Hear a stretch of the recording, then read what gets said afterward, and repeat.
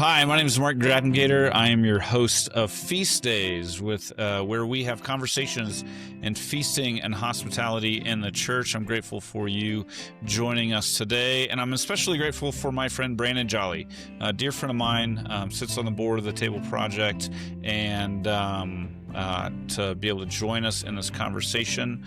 Brandon is a pastor of Hopewell in Franklin, Indiana, and is originally from Georgia, Harlem, Georgia. Is that right, Brandon? That's right. Yeah. Home of Oliver Hardy. Oh, interesting. Yes. Yeah. So wonderful. Tell us everybody about yourself, Brandon. Yeah. So, 8 years ago, next month, Monica, my wife, and Adeline, my daughter, and I moved from Georgia to Franklin, Indiana, be the pastor of Hopewell Presbyterian. Hopewell was my first call. My background is more business related, hospital administration and whatnot, which God has used, I think, to benefit our ministry here. Um, but yeah, so we're a church of about 175 members, worshiping, 125 on a Sunday, traditional worship, agricultural community, um, just the best of small town living, really, here in Franklin. Franklin's an exurb of Indianapolis, right? Outside of it, about. Yeah, and slowly, fortunately or unfortunately, depending on who you talk to, being sort of swallowed. Yeah. So it is definitely a changing demographic, changing landscape, um, and affecting really a lot of our folks who are grew up in Johnson County, Indiana, and farming heritage, and so a little bit of tension with the growth going on. Always, yeah. It's a historic congregation as well, right? How old is It is. Hopewell? So Hopewell was established 1831, and the present sanctuary was built in 1902 after a fire on the Sweet. National Register of Historic Places. Kind of an interesting story. It's legend. I don't know if it's not true. I don't want to know.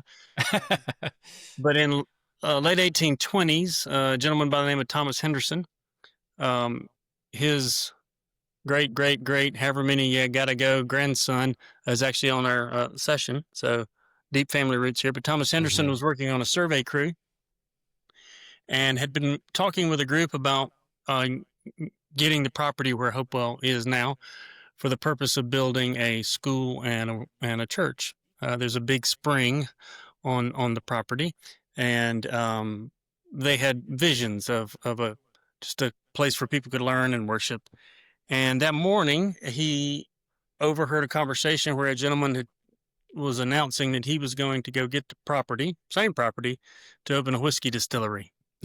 And so Henderson worked the rest of the day, as legend has it, went home that night, had supper with his family, put his family to bed, and mounted his trusty steed, rode through the night to Indianapolis, and was able to get the deed to the property before his surveyor friend.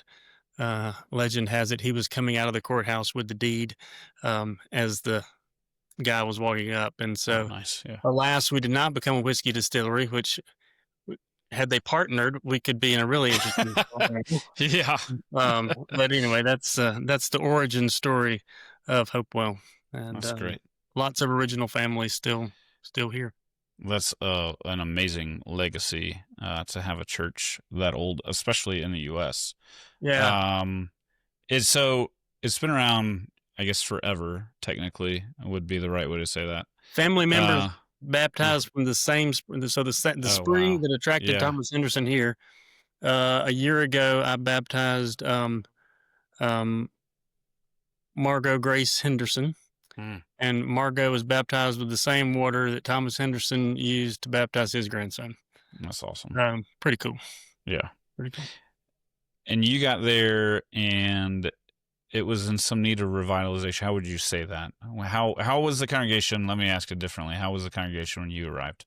So I would say, so I don't know, a decade maybe before I got here, Hopewell left PCUSA. On paper.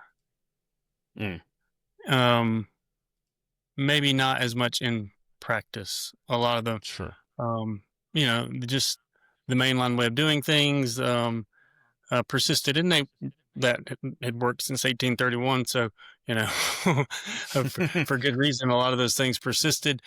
But yeah, wonderful group of folks, but we had dwindled to about, I say 60 on a Sunday, was about the average then, trending older. We may have had one kid in the nursery. There were no Sunday school happening at the children's level. It was a sweet place. It was so quiet. Sunday mornings were so quiet. Yeah. It hurt me. And really, I think an inward focus, because so many people, right? So one of the benefits is we've got people here whose name goes back to 1831, and it's not just Henderson. There's Right. Dittmers and Demarys and Mathenas, and there's a lot of that. But you grow up being familiar with one another, and you have your known circles, and there wasn't not a lot of outward reach. Right. As a matter of fact, I think the tagline on some of the letterhead was "The Pretty Church on the Hill," which it is a beautiful church on the hill. I hate that tagline. There's some distance there. We want to be the people, we want to be off the hill and into the community. So yeah, I think it would be certainly fair to say we needed revitalization. We needed to believe that we could be maybe more. Leaving the PCOSA wasn't easy for them. Unfortunately, wrongly, I'll just be careful about how I say that. They were extorted monies that they had to pay, and that was tough for a small congregation, but they paid it. And so I guess about the time, not long before I got here, they had that debt paid. And so, we began to get a little clear air also. So it's not the big, bright, shiny church with lasers and smoke that attracted you to get there. No. Why did you go there? Why did you go to Hopewell? Because you were entertaining some other calls, and it was your first call as well, right? Yeah. So I think part of it is Jesus has a sense of humor. Yeah. And so he takes a Southern guy who loves the ocean and lakes, and he moves him to Indiana, which feels like a desert, relatively speaking. But when Monica and I sat down with the to fill out the PIF thing, about where at the end it asks you, geographical limitations. Well, that seemed arrogant. I mean, Jonah tried to give God geographical limitations. And so what we thought was, though, God has wired us a certain way, and we think he wants us to be happy. And so what are the types of communities that we would feel comfortable in? We're more small town people, but we like the city. So small town proximity to big city. We're 26 miles from the Indianapolis airport. Okay. Just great proximity. We like, we do like a little space, and we are fortunate. We live in the manse, and we've got grounds to roam, surrounded by farms for the moment. That's changing. Vibrant downtown. Downtown Franklin is a neat little town, with a theater and a small college. And so those are just some of the things that we checked off and applied for anywhere that fit that mold. And that was about 8 or 10 places. Ironically, none of them in the portion of the Southeast that we were familiar with anyway. I do think Murphy, North Carolina was one of the places, but we had lived there before, and for whatever reason, felt like we wanted to go somewhere we hadn't been. Yeah. Um, but just really, it was the people. I knew um, we had a Zoom, which is interesting. I don't know where they had it. It wasn't here because when I got here, we had like dial up. Um, and but Janet Tierman was the chair of the search committee, and the moment we talked, we hit it off.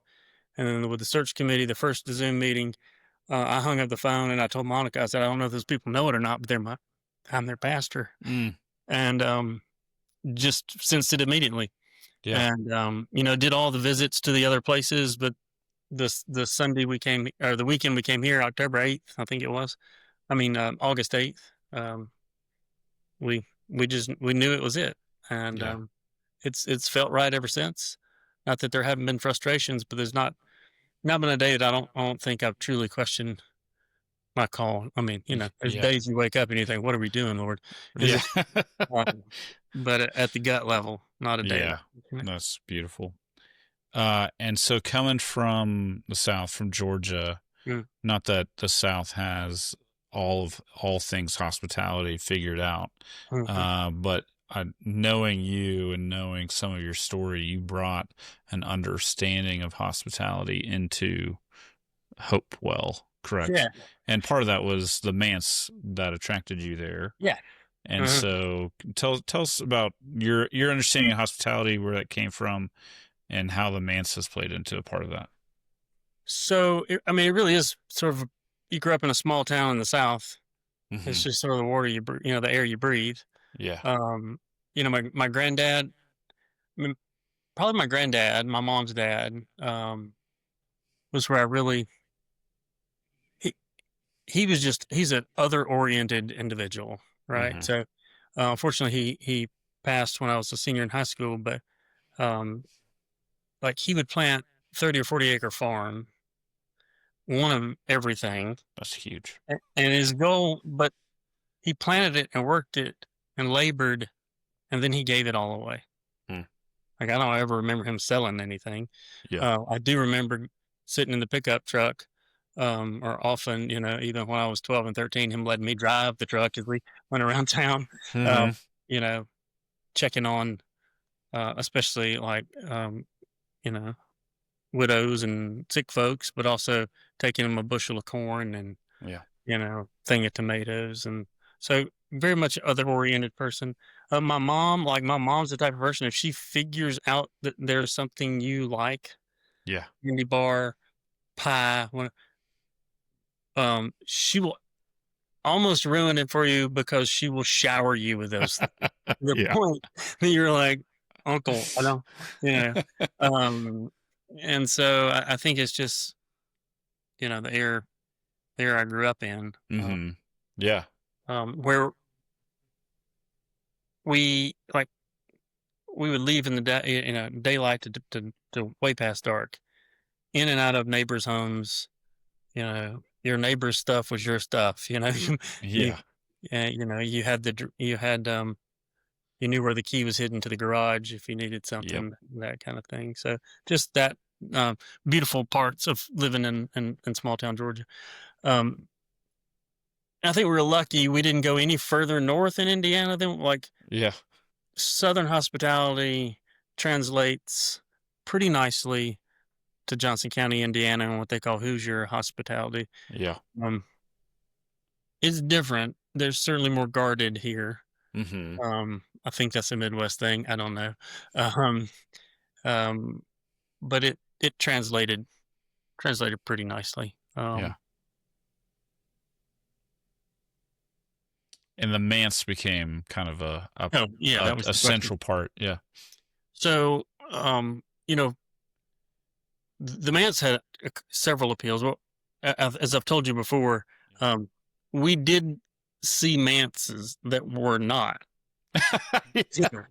There's not as many manses out there. No. And the manses that are there, yes, need some work.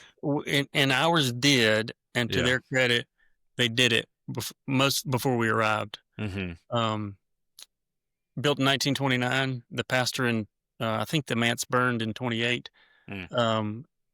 when they rebuilt, they had the pastor had 6 kids. Oh, wow. We got 5 bedrooms. They're most of them aren't huge, but they're 5 bedrooms. Yep. The beautiful original wooden windows with the leaded glass, fireplace, hardwood floors, beautiful staircase. It's a neat old house. The Yeah. kitchen is not your kitchen. It's a Fair. 1929 kitchen, but we crank Yeah. some good grub out of it. Yeah, you do. But they've and it's nice proximity to the church. There's actually a little field between us, and so I'm not Mhm. I'm not in the parking lot. Right. Um, but I walk most days back and forth 100 times. Yeah. Um, but we sort of view it. I think the language when we were talking the other day is as it's sort of the front porch to the church, or I long Mhm. for it to be. Yeah. Unfortunately, in years prior to me, um, I don't know that it had. I don't know that it was open and accessible, Okay.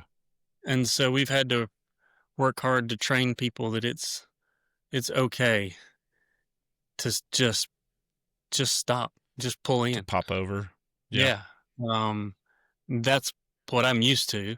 Mhm. And that's what I'll do to these people and probably freaks them out. Um, Yeah.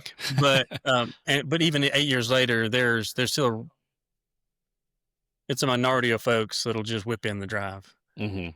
I'll get the horn blow as they go by. Yeah, yeah. But we it's it's a it's a gift to be this close to the church, and for Mhm. it really has worked nicely as a front porch to the church. And so we try hard to Mhm. have folks over once a week. Yeah. Usually our rhythm has been disrupted lately, but just and in small numbers, so you really get to know And you folks. said, I think when we talked before, you were saying that it's really become a place for new people. As you said, like it went from Yes. 60 to about 125 now.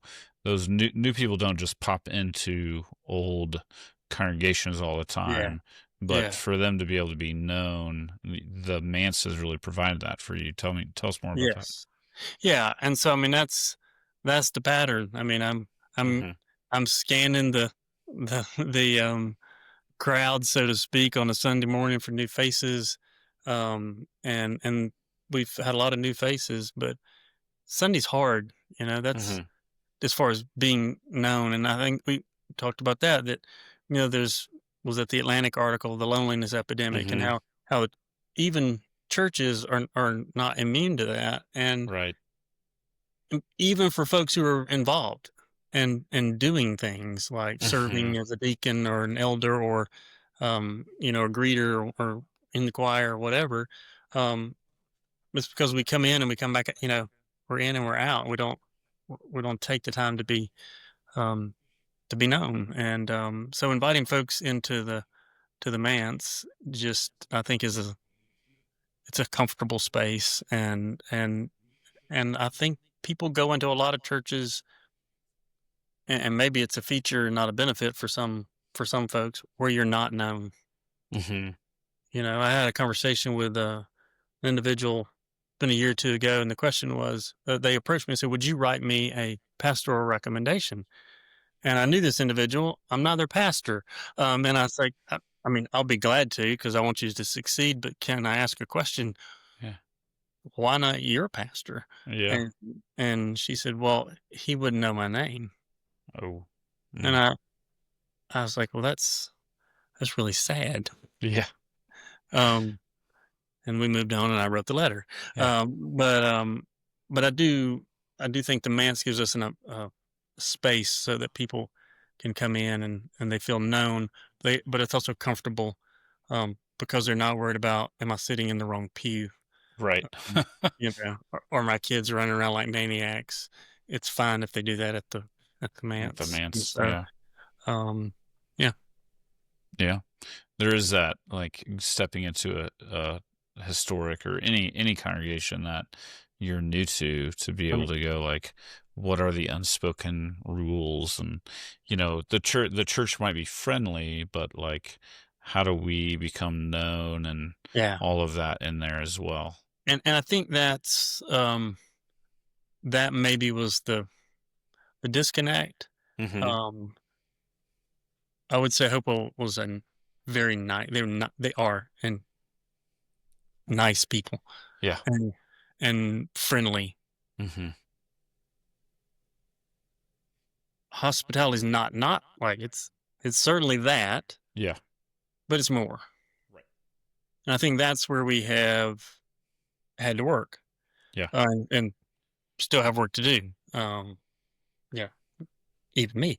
Yeah. Um, Same. but so that's not an indictment. It's just Mm-hmm. it is what it is. How would Hospitality. you describe, maybe this is probably where you're Yeah. going, but how would you describe the difference from being friendly and nice versus kind of the hospitality that you understand it? Yeah. Um, I mean, it's hard to describe. We've talked about it in language of, hospitality is a posture that just kind Mm-hmm. of infects everything you Yeah. do. To me, hospitality is it's a seat at the table, right? Mm-hmm. It's like where you're given space to be you, right? Where we're Mm-hmm. not where yeah, I mean our traditions here are very important. We traditional church, we work hard to maintain those. We got a way that we do things. Mm-hmm. But as we've grown, hospitality demands that we leave margin for new faces and new ideas, and for them to be able to leave their mark too. And Yeah. this is a hard. If you've grown up in this church, and maybe they're listening, maybe they're not at this point, they're going, "What do you mean it's hard?" It's hard because you walk in and you feel the weight of those traditions. Yeah. Like, you just walk nobody could be in here, and you walk in, and you just know this Yeah. is a place that's big on tradition, and you can imagine the families that have sat in the pews for, you know, decades and decades, Yeah. um, and so I think there's a sense that it takes a little bit to get comfortable here, Mm-hmm. Mm-hmm. um, but, yeah, I think we could probably tease that out a little bit more, and maybe those listening have ideas. They could, Yeah. let's say, the difference between friendly and nice and hospitality. But really, to me, it's just it's posture. Mm-hmm. Um, it requires I guess it's risky a little bit, right? Yeah. Because you're putting this thing out there, an invitation, Yep. and the invitation could be rejected. Um, they could show up, and what if they don't like my cooking? Yeah. Which we all have our Are bad you nights. fearing that or are you? Yeah. Yeah, I actually never fear that. I think Monica fears that I'm gonna Yeah. overcomplicate. Yeah. Uh, and that's My so wife has the same fears as well. So. yeah.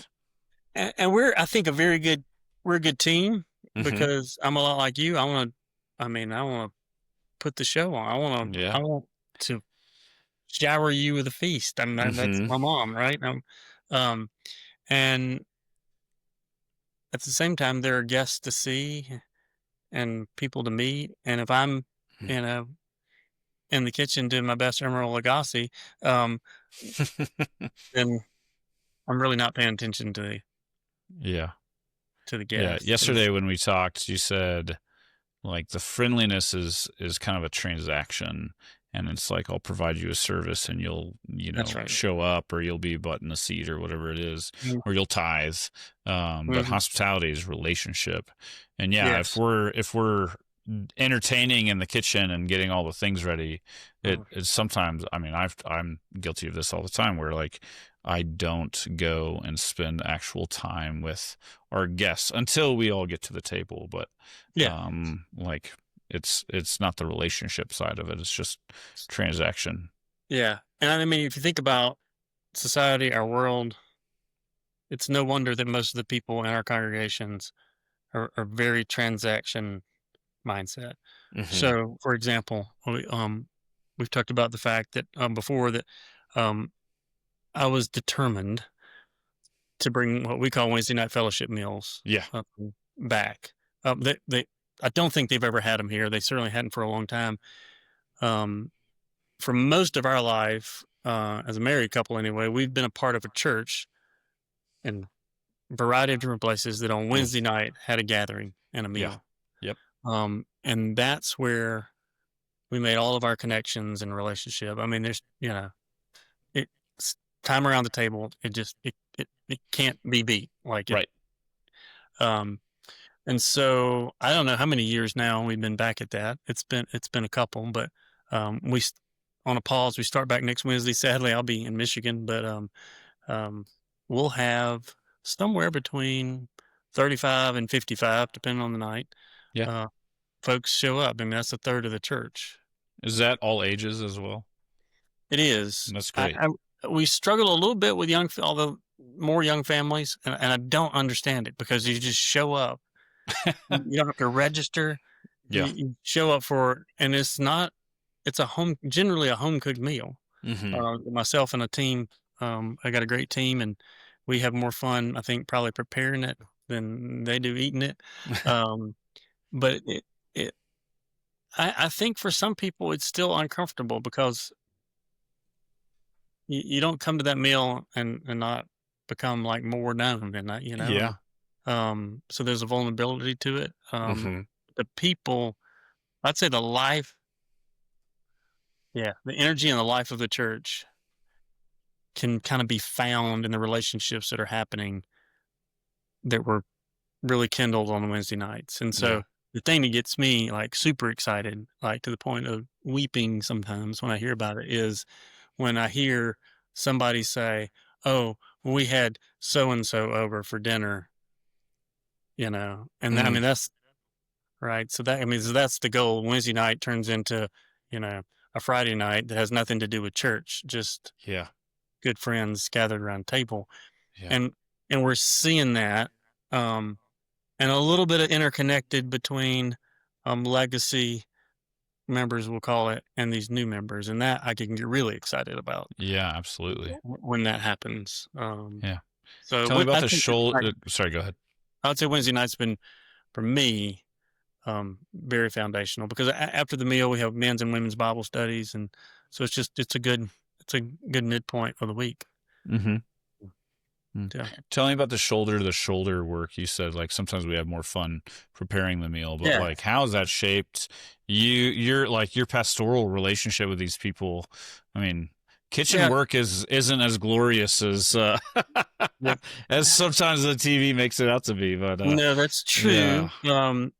But we just, at this point, the crew, Paul and Donna and Suzanne and Carol, and that's a good mix of new people, Martha St. Clair, and old, and legacy folks.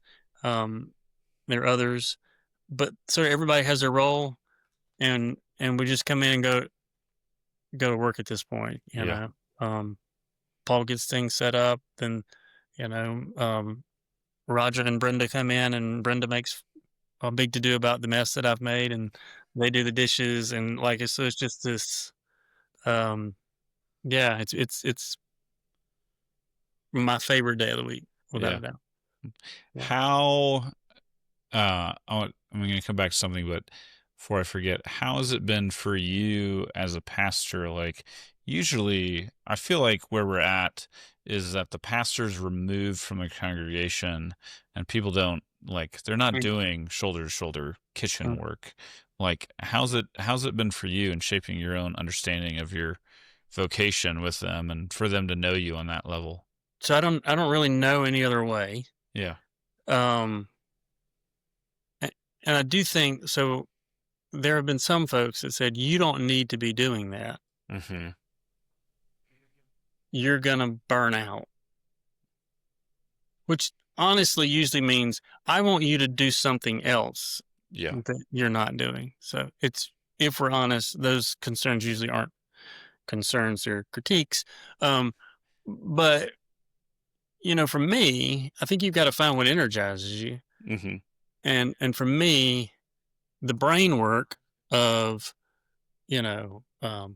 preparing a sermon or sitting with someone, who's going through, just received a cancer diagnosis, or helping someone work through marital issues, that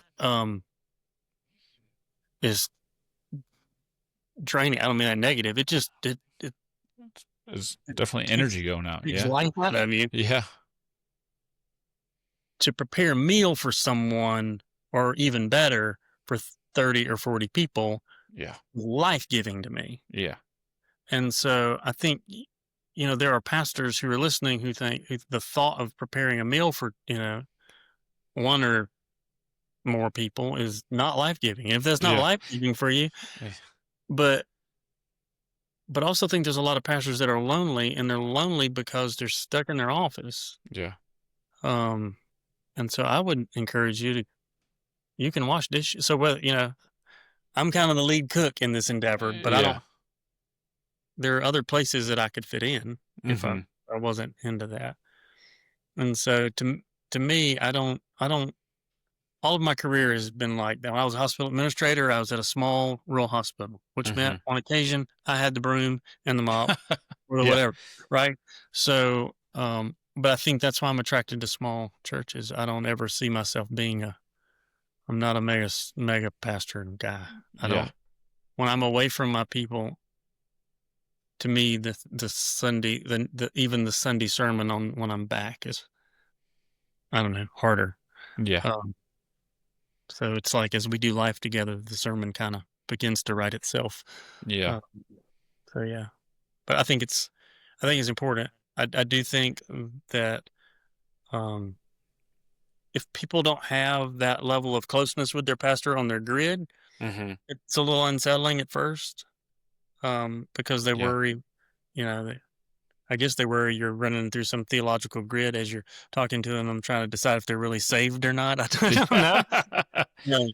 But one of the sweetest things that's ever been told to me, was by one of our dear members here, and she said, and she's been going here a long time, that she didn't know that her pastor could be her friend, Mm. and Mm. that was just, you know Yeah. I just have life. this like beautiful image of you, like it, and it brings tears to my eyes. Honestly, like it is, the pastor being a part of the congregation and participating in not just programmatic stuff, but in the relationships that are happening there, and for you to open yourself up for that, and then have your congregation open up for them as well, and just listening to you be able to rattle off all the names of the people that you're cooking with is like, and saying the one woman didn't, her pastor didn't even know her name, Mm, mm, is just like, names are how people are known. It's the beginning yeah. of that. So, Mm, hmm cool. that's wonderful. Um, so you don't just do Wednesday night dinner. You brought that in. Has that reshaped the congregation in their relationships with, especially particularly with newer folks? I think you touched on it a Yeah, little bit, but yeah. I do think it's given new folks a sense of belonging. Um, Hmm. a place to be known. Um, but there are relationships that exist today that I think exist primarily because of Wednesday nights. Hmm. Um, and so that's just been neat to That's watch. great. I love, like, I mean, I grew up in a church that had Wednesday night dinners, and it just feels, I think when you first told me you were doing it, I was like, that's super old school, dude. Like, good luck. But I love Yeah, how it's and filled out into what it is. And it is and a old every school in a good way. yeah, Yeah. but that's who again, it's who we are, Yeah. and we're not for everybody. Yeah. Like, if you don't like to be hugged, this probably ain't like, I'm not your pastor, and these ain't your people because 'cause you're gonna get hugged by them and me. Yeah. Um, Uh-huh. if you if you if you want to be able to ease in the back door and not be seen and not be known, Hmm. you could do that, but you're gonna have to work real hard. Yeah. You're gonna have to come late and leave early kinda deal. Hmm. Um, so it's who we are. But also, I mean, that's been kind of my mantra as we've kind of leaned into like, so what does it mean to be EPC versus PCUSA, right? Yeah. Yeah. What does it mean to get away from these um, session as a business board versus session as shepherds? Yeah. Like, those are hard things, and we've Yeah. not been as successful with that. Um, but it's like it's who we claim to be. Yeah. And so we should live into that. And Mm-hmm. so, yeah, you won't find, we don't have screens. We have a piano. Mm-hmm. The organ hasn't been played in about a year or so, but if we found an organist, it'd get played occasionally Yeah. too. Um, we sing hymns, Yeah. follow traditional liturgy. It's who we are. Yeah. And people that are drawn to that want to be a part of it. Yeah. If that's not your Absolutely. vibe, Yep. that's okay too. So you instated Wednesday night dinners, but part of what they brought, the congregation was doing already, were these corn roasts, right? Yeah, Every the corn summer. roast. So tell us about the corn roasts, their history, all the things. So this was the 66th, I think, year. I lose track Okay. of the Hopewell corn roast. Originally started, I believe, to actually build the education wing that I'm Oh in yeah. right now. Um, and for the longest time, a member of our congregation, the Lessers, Bill and Annie and Steve, grew the corn. Actually, before I got it, they grew the corn. They grew the cabbage for the slaw. They grew the green beans. Oh wow. And I think we did everything but slaughter the hogs. And it started out here at the church. And our church, again, you can seat 225 uncomfortably. Our fellowship hall will seat 100 and, I don't know, 20 very uncomfortably. Yeah. And on a Friday night, they would shove 1,000 people through the doors. Wow. People would wait, and they'd file through the sanctuary and wait. And there was this elaborate system that nobody except for Pat Stevens understood. And she shepherded you down, and then you got to eat and the menu is the same to my Yeah. knowledge. It's always been. It's a ham sandwich. It is the most basic and most delicious ham sandwich you'll ever have. It's just ham and bread, sliced tomatoes, fresh tomatoes, fresh cucumbers, onions, Mm-hmm. coleslaw, green beans, baked beans, and all of the sweet corn you can eat. And that sweet corn is picked that morning Wow. Oh yeah. and shucked that morning and cooked in real time. And it's technically it's boiled. Okay. It's not roasted, but I guess the corn boiled didn't sound good. So it's like candy. If you've ever, So, a lot of people think they've had sweet corn. They've had grocery store sweet corn where the sugars have begun to break down into starches, and it's fresh sweet corn tastes like a candy bar, yeah. And so we'll go through in 2 days. We do Friday and Saturday. We'll do 8 to 10,000 ears of corn that we'll go through. And then homemade dessert. That's the last Wow. thing. We try our best to make them all. We end up having to buy some, but so for many, many years that happened here at the church, and it was a lot on the building. It really was, and probably I think as the demographic shift changed, there are fewer and fewer people who want to sit into the sanctuary and hear the pastor tell corny jokes or sing bad songs. Did you mean to Right? say it that way? Corny jokes? Yeah. That was the guy before me. Yeah. Okay. He liked to do jokes. And so, it was a lot. Well, COVID hit Mm-hmm. in March of 2020, Yeah. and everybody experienced COVID differently. For Hopewell, COVID was a gift, and that's a whole nother podcast, and I can tell you why. But we came out of that stronger for a lot of reasons. One of the things that happened was we thought we were going to have to cancel the corn roast, and because things were being canceled, and we had piloted a drive-through option the year prior. Okay. Like, didn't advertise it. We just probably 100 people came through it, between both nights. So we decided, we got permission from the county, and Johnson County, Indiana. It was, if you had to survive COVID, it was a good place to do it. Yeah. We had a lot less restrictions. We had a lot more freedoms than even our friends at Southport. Just weren't contiguous county. Mm-hmm. So we put up some tents and basically copied Chick-fil-A, and we did corn roast drive-through because we just really felt like the community needed something. Yeah.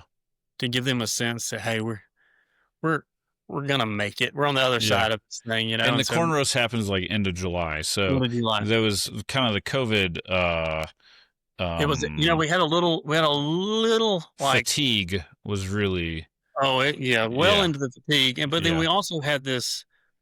We had this little window where things relaxed for a little bit, and I mean, even COVID kind of, you thought, okay, and then, we made it through, right? And then Christmas, then as you approach Christmas, it kind of really got.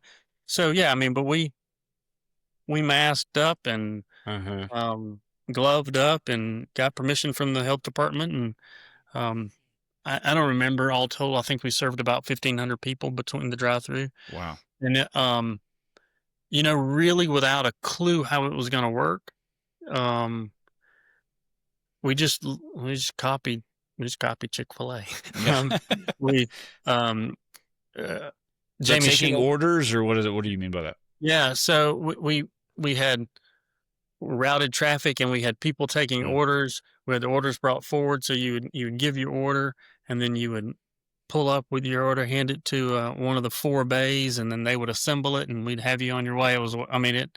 That was awesome. The first hour was frightening and out of control, but then we got a rhythm and just got lots of feedback. Jamie Schultz is one of our members, and Jamie and her husband Rob work for an organization. Rob's the president of called Franklin Heritage, and Franklin Heritage works to revitalize historic properties in Franklin. They came out of the Great Flood of 2008 and purchased. I don't remember how long ago, the Art Craft Theater, which is just a neat, cool Art Deco theater that they're revitalizing. Jamie's sort of in charge of the events there, so she's organized and has a mind for that kind of stuff, and so she was really instrumental in helping us.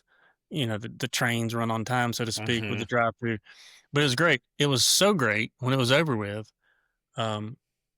Miss Annie, who they're growing the corn at this point, looks at me and says, I don't know why we'd ever do it any other way, which was music to my ears. Yeah. Because I felt like it was time to get it out of the building, but you can't just do that. Yeah. Right.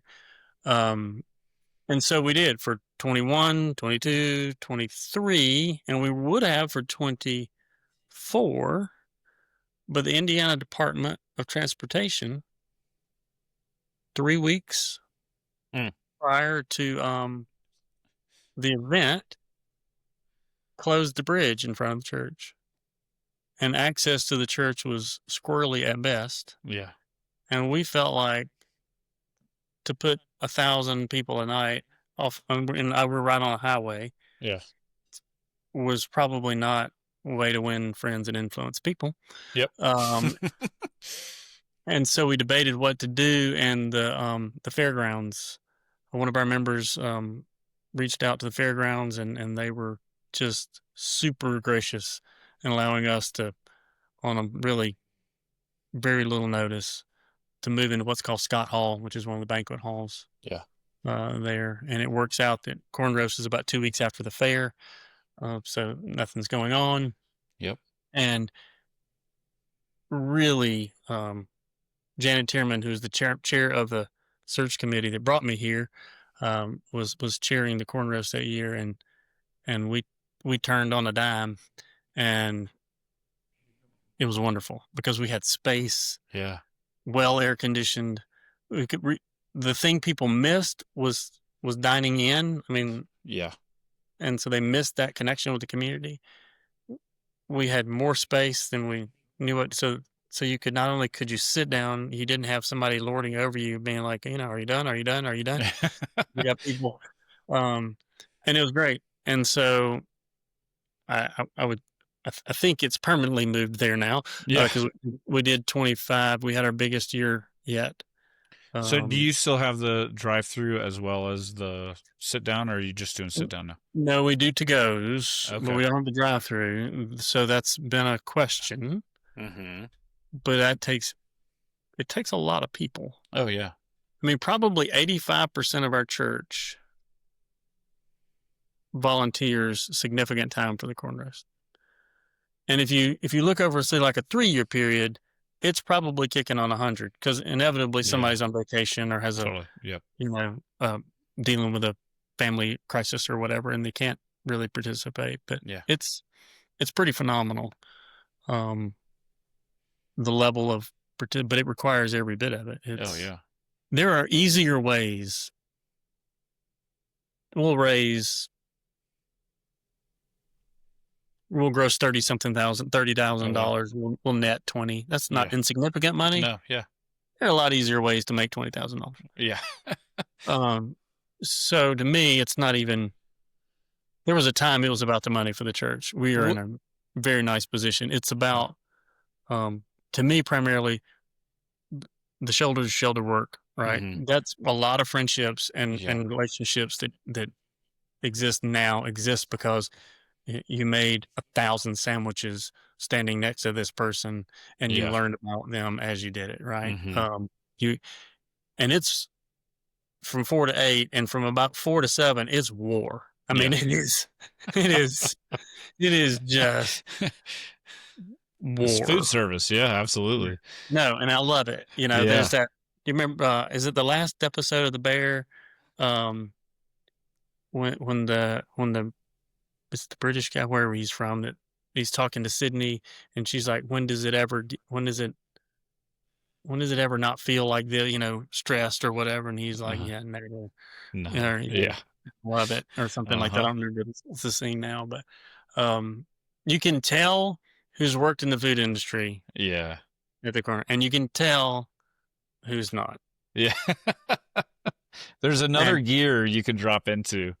It's and shut bodily functions down, and but you also understand that, like, by definition, it's chaotic. Like it's what's required to deliver hot, fresh food real time. It is. There's cauldrons of boiling corn. There are, but it's so. If you ask me, reason for the corn roast, number one, it's building our community. Yeah. Number two, it truly is now out into the community. And that's what I love about the fairground. I love welcoming people into our church. Yeah. The reality is they're welcome any day. Right. And especially Sunday. But to go out into the community and to be both, guest of the fairgrounds and host. Yeah. Is really neat. And and then you see, because one of our members, Dean revolutionized the corn cooking process. We used to hand drop in these cauldrons of water and then literally pull them out with hot tongs, and it was god awful. and he helped us get some of these huge, basically crawfish cookers, I think. Yeah. So so the worst job has become one of the best jobs now. Mm-hmm. They're out there having a blast. Yep. But one of the things that I remember him remarking was, from his vantage point, because they can see the people pulling in, and is the number of grandkids that are, meeting grandma and grandpa there, and you can tell they've done this. I mean, we've had folks there who've been to corn roast since the beginning. They grew up going with their grandparents, and now they're meeting their parents there, and their parents are meeting their grandkids there. I mean, this is it's more than a Hopewell thing. Like, it's a Franklin thing, right? Like, it's a communal community tradition. The phone will start ringing about, early June. Mm-hmm. If I don't have the sign out with the date on it, by July, they're wondering what's the deal. We're now working with Mr. Bill and Annie have retired from growing the corn. Okay. And they've earned that retirement. They've labored long and hard, and Bill and Annie are they are the most remarkable 90-year-olds you'll ever meet. Yeah. But by working with the larger farms, the Panzik farms, we're able to set the date. Yeah. So back in the day, we'd plant the corn, and you could count the days when you hope it would be. Yep. And there were years that Mother Nature would cooperate. Yep. And it would be on schedule. In my 8 years here, there were 2 years where we had to move the date up a week, which is real exciting. Yeah. 2 weeks out. Yeah. And also there were years where we had to push it out, which makes like vacations impossible. Totally. Because you don't know. And so now we can schedule it. It's the last weekend in July. We just know it. Yep. And it's a little easier to schedule. But it's been a gift to our church. We've not done well converting, and I don't know that that's the goal. We've not done well converting people, not like in the theological sense conversion, or in the just like, when you think of marketing, bringing people from that event and into our doors. There are people here who met us that way, but when you think about the raw numbers, the percentages is really low. But I don't think that's I don't think that's our goal necessarily. Talk out loud. I was going to ask a very similar question, like, do you do a big gospel presentation, and why or why not? But like, talk through why maybe that's not y'all's end goal. So we've struggled with thinking about that. Because there's been seasons when I'm like, well, we have to. Like the Evangelical Presbyterian Church, you've got to cap it off. Yeah. What are we doing? And so we now have a little information flyer, who we are, service times. Yep. On one side, it literally says, what is the gospel? Right. It gives some language to that. Yeah. Those didn't exactly fly off the tables. I think the reality is many people who come to that event have a church home. Yeah. So that's one reason. The other is, I think we host. And if what I say is what we want to do is we want, through our hospitality, to demonstrate something about the love of Jesus to the community. Yeah. Right. And so if we just do that, that's our job. Yeah. And so that's what we do. I think there's something lavish about that. I think a lot of the world would say irresponsibility of like the conversions of marketing or biblically speaking, of like, it's just so much, like there's no other like attachments to it, right? Like there's nothing like, do this so that we can have this. And it's just like, we're just going to love you excessively, lavishly, because that's how we've been loved. So my dream would be that we actually didn't charge. Yeah. There were donation buckets available. Right. Strategically, I'd argue we probably make more money that way. Yeah. But it's kind of like Wednesday nights. You don't have to sign. You don't sign up. You don't register. And that gets complicated, and that may have to change one day, but, and there's no basket. Yeah. Like it is a meal prepared for you. Yeah. And there have been people who've been, especially some of the old timers, like, I feel kind of weird. Like, well, there is a basket. It comes around on Sunday mornings. Yeah. So, like, if you want to put something in that basket, that'd be great. Yeah. But I'm convinced that the energy and the resources, including the dollars we put into things like Wednesday night, they make their way back around. Yeah. The offering plate. Yeah. Because it creates a sense of belonging in place and whatnot. But yeah, no, I do think I'm learning to be more comfortable that no, we don't have to be so motivated by how do we turn corn roast visitors into Hopewell people. Right. And that does fly in the face of a lot of that transaction mentality. Yeah. This is your first call? You've been there almost 8 years to Mhm. the day. How is Hopewell Wednesday nights, corn roast, hospitality, Mm. and like the day in, day out of it, like shaped your understanding of what a pastor is? Well, what's the book? Pastor's the Parable, Imperfect. Is that Zach Eswine that Yep. says that? I don't remember. Yeah. A parable of Jesus. I Uh-huh. would add imperfect parable of Jesus. Uh-huh. Um, but I mean, if I remembered my Greek better, remind me there's two Greek words for the word see, right? Mm-hmm. Sure. If And I there remembered is. mine better too. There really are. And Okay. and I can even tell you which two. I just can't remember which is which. Yeah. Hopefully, Dr. Palmer is not watching this. But the one that usually comes alongside with Jesus is the one that is to see, like, and be known. It's Mm-hmm. like Jesus sees things, Yeah. right? He sees people for who they are. Um, and so I think that's the thing I've tried to work harder at is, am I taking time for these to know these people, Mm-hmm. to see them, and to not just move to the next task, which is really like I can that can happen. Yeah. Now, like Yeah.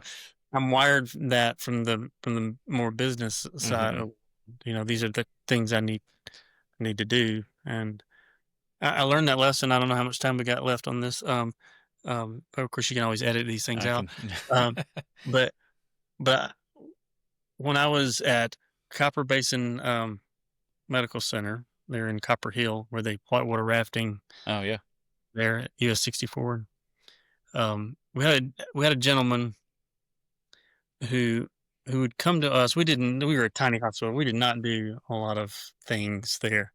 And so for the most part, people would have to drive the river road into to Bradley County to Cleveland. Mm-hmm. And for a while, this gentleman would have to go, elderly gentleman would have to go get blood transfusions at in Cleveland, an hour down the river road, Okay. feeling Yeah. like crap. Sit there for like 4 hours to get it, and then come back home. And we figured out how to bill him for him to do it there. Well, one day I'm doing hospital administrator things, feeling pretty important about being Mr. CEO.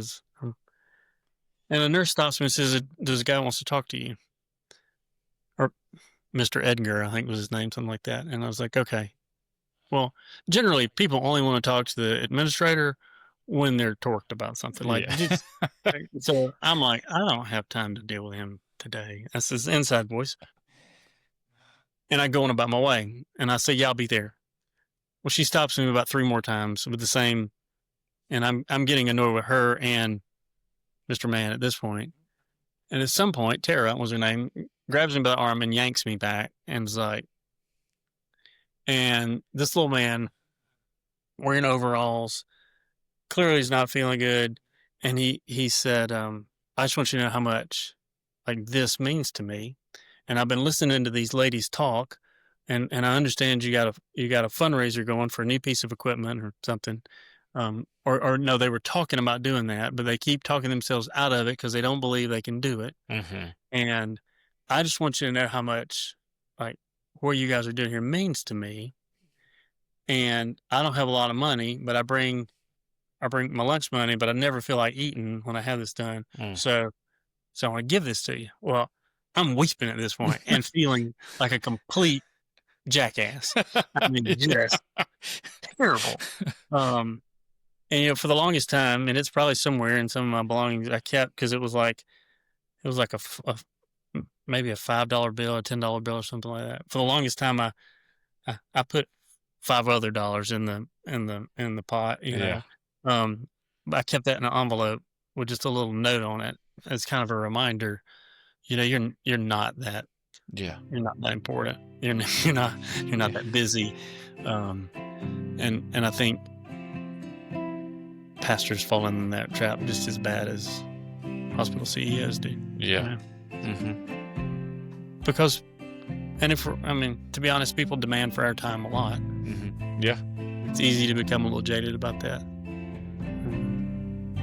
Yeah, that's beautiful. Thank you, Brandon, for your ministry, for how you love on those people. Thank you for your friendship. Thanks for your time here today. Thank you very much. Yeah, appreciate your friendship and the recipes and and all the memes. Thank you. All right.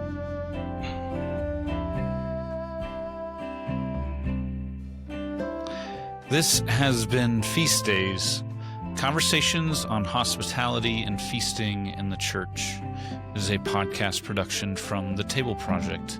I'm your host, Mark Grappengater. This episode has been produced by me as well, Mark Grappengater. To find out more about The Table Project, find us online at thetabledenver.org. If you have questions or comments or know someone who should be a part of these conversations, please email us at hello@thetabledenver.org. A good way to stay a part of these conversations is to subscribe wherever you listen and follow us on Substack at thetableproject.substack.com. May you find yourself at the table of God's grace and invite others to join you there as well. Grace and peace.